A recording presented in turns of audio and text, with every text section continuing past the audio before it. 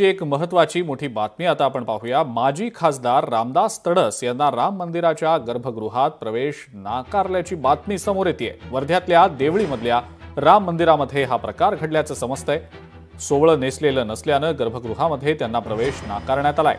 मात्र दरवर्षी आपण गर्भगृहात जाऊन दर्शन घेतो असं तडस यांचं म्हणणं आहे।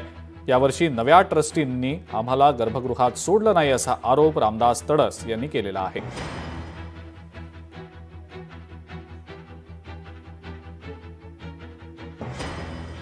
भूपेश बारंगे आपले प्रतिनिधी या संदर्भातली अधिक माहिती आपल्याला देत आहेत। भूपेश, रामदास तडस यांना राम मंदिरातल्या गर्भगृहात प्रवेश नाकारल्याचं समजतंय आणि यावर तडस यांनी तीव्र नाराजी देखील व्यक्त केल्याची माहिती मिळतेय। नेमका प्रकार काय घडलेला होता?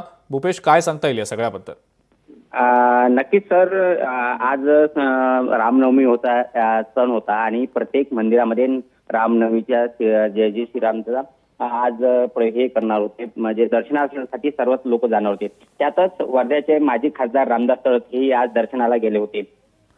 त्यानंतर त्या ठिकाणी जे संत महाराज आहेत त्यांनी त्यांचा प्रवेश हा नाकारला आणि त्यामध्ये तुम्ही धोतर आणि परामर्यादा घातला नसल्यामुळे तुम्ही आज गृहप्रवेश गृह त्याच्यात प्रवेश करू शकत नसल्याचे बोललं होतं। त्यांना त्याच्याकडून नाकारण्यात आलं असं यावेळी रामदास तडस यांनी माहिती दिली आहे।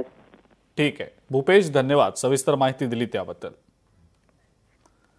तर रामदास तडस यांना मंदिराच्या गर्भगृहामध्ये प्रवेश नाकारल्याचा प्रकार घडला आणि या प्रकारानंतर आता रामदास तडस यांनी नाराजी व्यक्त केलेली आहे।